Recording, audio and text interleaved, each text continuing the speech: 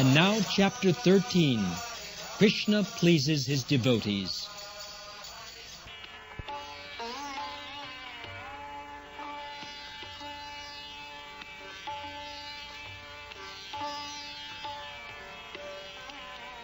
For days together, Krishna heard from Uddhava all the details of his visit to Vrindavan, of the condition of his father and mother, and of the gopis and the cowherd boys.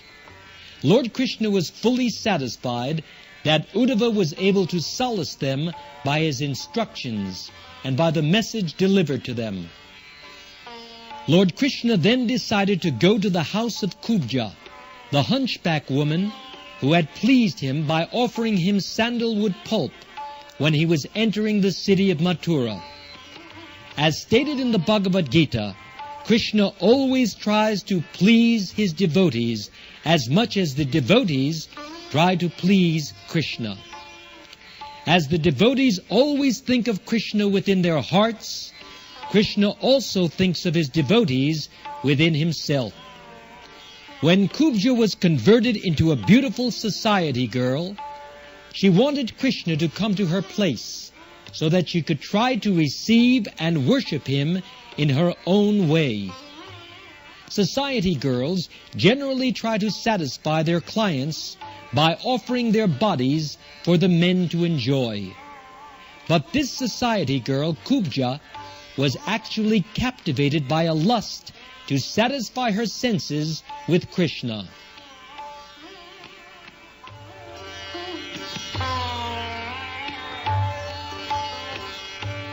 When Krishna desired to go to the house of Kubja, he certainly had no desire for sense gratification. By supplying the sandalwood pulp to Krishna, Kubja had already satisfied his senses. On the plea of her sense gratification, however, he decided to go to her house, not actually for sense gratification, but to turn her into a pure devotee. Krishna is always served by many thousands of goddesses of fortune. Therefore, he has no need to satisfy his senses by going to a society girl. But because he is kind to everyone, he decided to go there. It is said that the moon does not withhold its shining from the courtyard of a crooked person.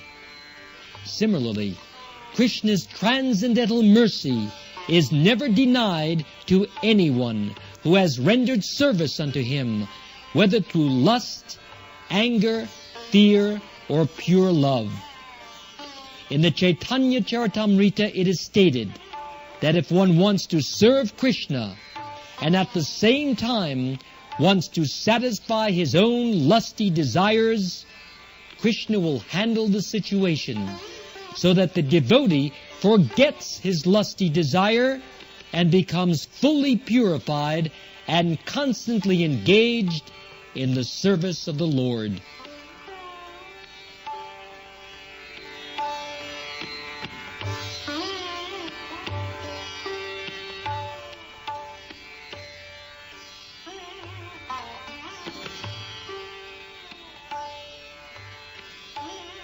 To fulfill his past promise, Krishna, along with Uddhava, went to the house of Kubja. When Krishna reached her house, he saw that it was completely decorated in a way to excite the lusty desires of a man. This suggests that there were many nude pictures on top of which were canopies and flags embroidered with pearl necklaces, along with comfortable beds and cushioned chairs. The rooms were provided with flower garlands and were nicely scented with incense and sprinkled with scented water, and the rooms were illuminated by nice lamps. When Kubja saw that Lord Krishna had come to her house to fulfill his promised visit, she immediately got up from her chair to receive him. Accompanied by her many girlfriends, she began to talk with him with great respect and honor. After offering him a nice place to sit, she worshipped Lord Krishna in a manner just suitable to her position. Uddhava was similarly received by Kubja and her girlfriends, but he was not on an equal level with Krishna, and he simply sat down on the floor. Without wasting time, as one usually does in such situations, Krishna entered the bedroom of Kubja. In the meantime, Kubja took her bath and smeared her body with sandalwood pulp. She dressed herself with nice garments, valuable jewelry, ornaments, and flower garlands. After chewing betel nut and other intoxicating edibles, and spraying herself with scents, she appeared before Krishna. Her smiling glance and moving eyebrows were full of feminine bashfulness as she stood gracefully before Lord Krishna, who is known as Madhava, the husband of the goddess of fortune. When Krishna saw Kubja hesitating to come before him, he immediately caught hold of her hand, which was decorated with bangles. With great affection, he dragged her near him and made her sit by his side. Simply by having previously supplied pulp of sandalwood to the Supreme Lord, Krishna, Kubja became free from all sinful reactions and eligible to enjoy with him. She then took Krishna's lotus feet and placed them on her breasts, which were burning with the blazing fire of lust. By smelling the fragrance of Krishna's lotus feet, she was immediately relieved of all lusty desires. She was thus allowed to embrace Krishna with both her arms and mitigate her long-cherished desire to have Krishna as a visitor in her house.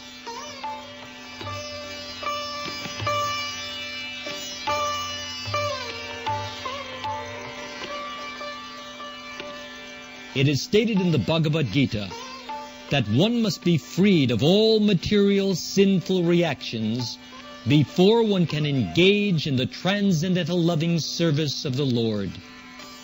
Simply by supplying sandalwood pulp to Krishna, Kubja was thus rewarded. She was not trained to worship Krishna in any other way. Therefore, she wanted to satisfy him by her profession. It is confirmed in the Bhagavad Gita that the Lord can be worshipped even by one's profession, if it is sincerely offered for the pleasure of the Lord. Kubja told Krishna, "My dear friend, kindly remain with me at least for a few days and enjoy with me. My dear lotus-eyed friend, I cannot leave you immediately. Please grant my request." As stated in the Vedic versions, the Supreme Personality of Godhead has multipotencies. According to expert opinion, Kubja represents the Purusha Shakti potency of Krishna, just as Srimati Radharani represents his Chit Shakti potency. Although Kubja requested Krishna to remain with her for some days, Krishna politely impressed upon her that it was not possible for him to stay.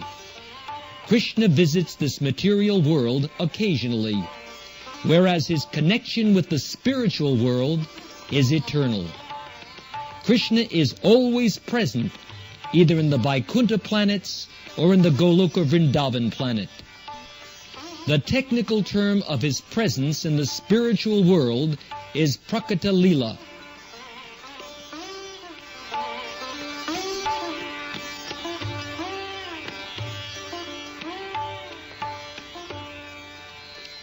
After satisfying Kubja with sweet words, Krishna returned home with Uddhava. There is a warning in the Srimad Bhagavatam that Krishna is not very easily worshipped, for he is the Supreme Personality of Godhead, the chief among the Vishnu Tattvas. To worship Krishna or have association with him is not very easy. specifically, there is a warning for devotees attracted to Krishna through conjugal love. It is not good for them to desire sense gratification by direct association with Krishna. Actually, the activities of sense gratification are material. In the spiritual world, there are symptoms like kissing and embracing, but there is no sense gratificational process as it exists in the material world.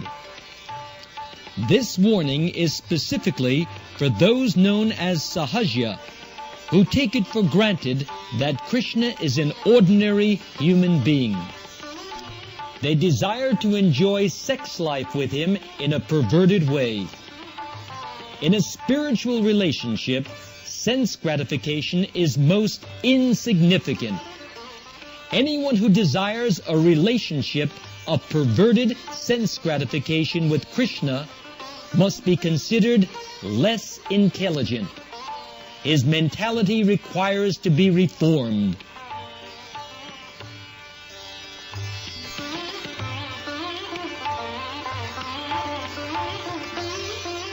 After a while, Krishna fulfilled his promise to visit Akrura at his house. Akrura was in relationship with Krishna as his servitor, and Krishna wanted to get some service from him. He went there accompanied by Lord Balaram and Uddhava. When Krishna, Balaram, and Uddhava approached the house of Akrura, Akrura came forward, embraced Uddhava, and offered respectful obeisances, bowing down before Lord Krishna and Balaram. Krishna, Balaram, and Uddhava offered him obeisances in turn, and were offered appropriate sitting places. When all were comfortably seated, Akrura washed their feet and sprinkled the water on his head. Then he offered nice clothing, flowers, and sandalwood pulp in regular worship. All three of them were very satisfied by Akrura's behavior. Akrura then bowed down before Krishna, putting his head on the ground. Then, placing Krishna's lotus feet on his lap, Akrura gently began to massage them. When Akrura was fully satisfied in the presence of Krishna and Balaram, his eyes filled with tears of love for Krishna, and he began to offer his prayers as follows.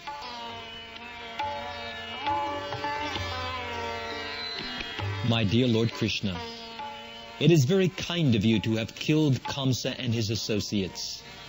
You have delivered the whole family of the Yadu dynasty from the greatest calamity. The Yadus will always remember your saving of their great dynasty. My dear Lord Krishna and Balaram, you are the original personality from whom everything has emanated, the original cause of all causes. You have inconceivable energy, and you are all-pervasive. There is no cause and effect, gross or subtle, but you. You are the Supreme Brahman, realized by the study of the Vedas. By your inconceivable energy, you are actually visible before us. You create this cosmic manifestation by your own potencies, and you enter into it yourself. As the five material elements, earth, water, fire, air, and sky, are distributed in everything, manifested by different kinds of bodies, you alone enter the various bodies created by your own energy. You enter the body as the individual soul, and independently as the super soul. The material body is created by your inferior energy. The living entities, individual souls, are part and parcel of you, and the super soul is your localized representation.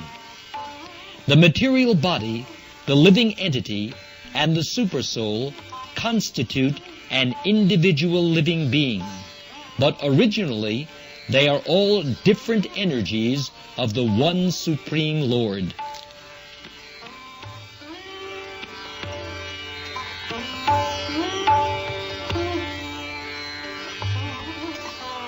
In the material world, you create, maintain, and dissolve the whole manifestation by interactions of three qualities, namely goodness, passion, and ignorance. But you are not implicated in the activities of those material qualities, for your supreme knowledge is never overcome like the knowledge of the individual living entity. The Supreme Lord enters the material cosmos and causes creation, maintenance, and destruction in their due course, whereas the part and parcel living entity enters the material elements and has his material body created for him. The difference between the living entity and the Lord is that the living entity is part and parcel of the Supreme Lord and has the tendency to be overcome by the interactions of material qualities. Krishna, the Padam Brahman, or the Supreme Brahman, being always situated in full knowledge, is never overcome by such activities. Therefore, Krishna is called Achyuta, meaning he who never falls down. Krishna's knowledge of spiritual identity is never overcome by material action, whereas the identity of the minute part and parcel living entities is prone to be materially overcome. The individual living entities are eternally part and parcel of God, minute sparks of the original fire, Krishna, but they have the tendency to become extinguished.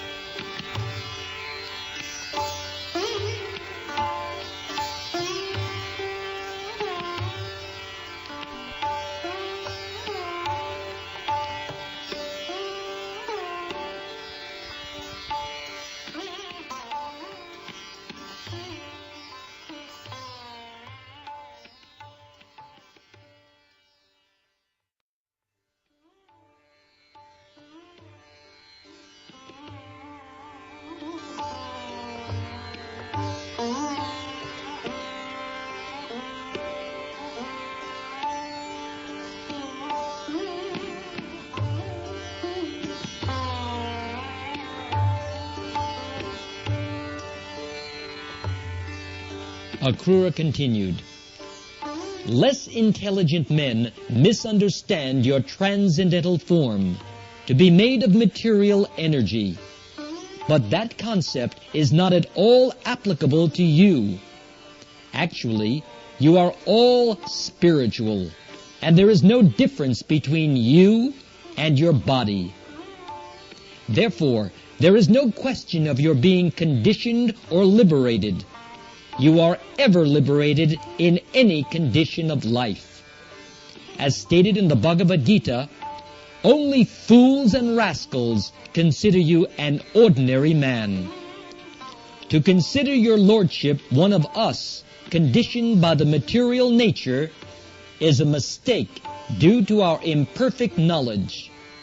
When people deviate from the original knowledge of the Vedas, they try to identify the ordinary living entities with your lordship, who have appeared on this earth in your original form to re-establish the real knowledge that the living entities are neither one with nor equal to the Supreme God. My dear Lord, you are always situated in uncontaminated goodness, Shuddha Sattva. Your appearance is only necessary to re-establish actual Vedic knowledge, as opposed to the atheistic philosophy which tries to establish that God and the living entities are one and the same. My dear Lord Krishna, this time you have appeared in the home of Vasudeva as his son with your plenary expansion, Sri Balaram. Your mission is to kill all the atheistic royal families and destroy their huge military strength. You have advented yourself to minimize the burden of the world, and to fulfill this mission, you have glorified the dynasty of Yadu by appearing in the family as one of its members.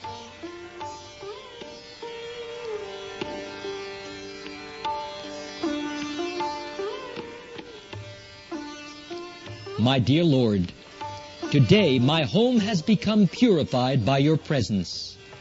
I have become the most fortunate person in the world.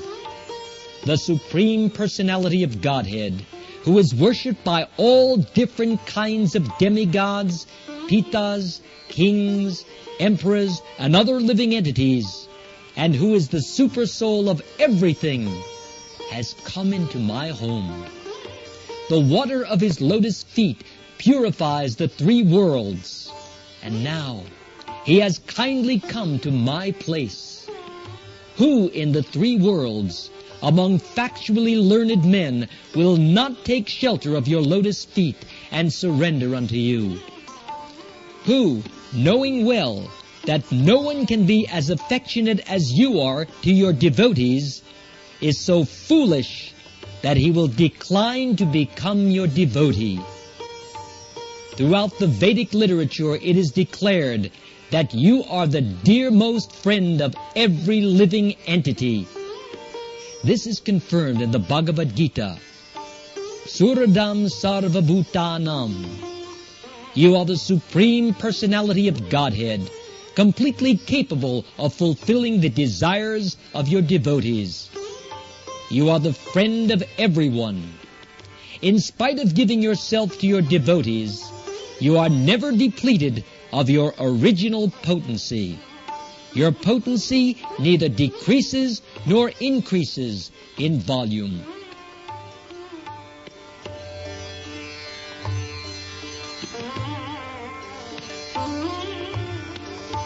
My dear Lord, it is very difficult for even great mystic yogis and demigods to ascertain your movements or approach you. Yet out of your causeless mercy, you have kindly consented to come to my home. This is the most auspicious moment in the journey of my material existence. By your grace only, I can now understand that my home, my wife, my children, and my worldly possessions are all bonds to material existence. Please, cut the knot and save me from this entanglement of false society, friendship, and love. Lord Sri Krishna was very pleased by Akrura's offering of prayers. His smile captivating Akrura more and more, the Lord replied to him in sweet words as follows. My dear Akrura, in spite of your submissiveness, I consider you my superior on the level with my father and teacher and most well-wishing friend. You are therefore to be worshipped by me, and since you are my uncle, I am always to be protected by you. I desire you to maintain me, for I am one of your own children.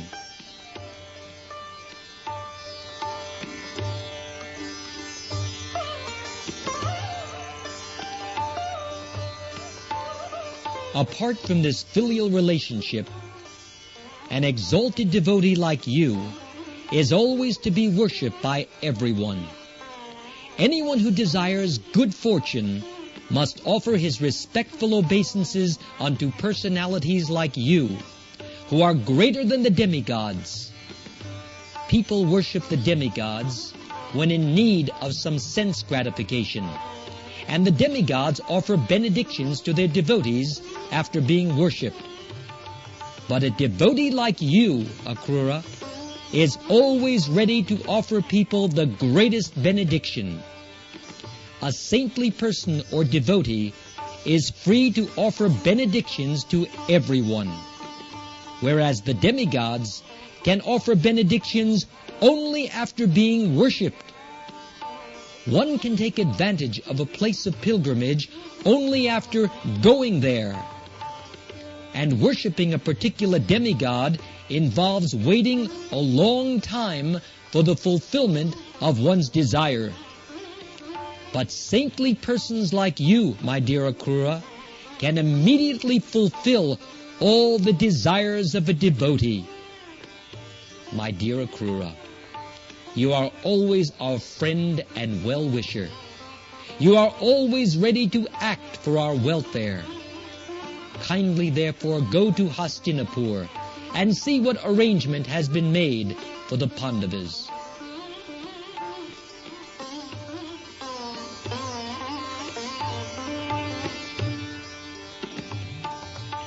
Krishna was anxious to know about the sons of Pandu, because at a very young age they had lost their father. Being very friendly to his devotees, Krishna was anxious to know about them, and therefore he deputed Akrura to go to Hastinapur to get information of the real situation. Krishna continued, I have heard that after King Pandu's death, his young sons, Yudhishthir, Bhima, Arjun, Nakul, and Sahadev, along with their widowed mother, have come under the charge of Dhritarashtra, who is to look after them as their guardian. But I have also heard that Dhritarashtra is not only blind from birth, but also blind in his affection for his cruel son Duryodhana.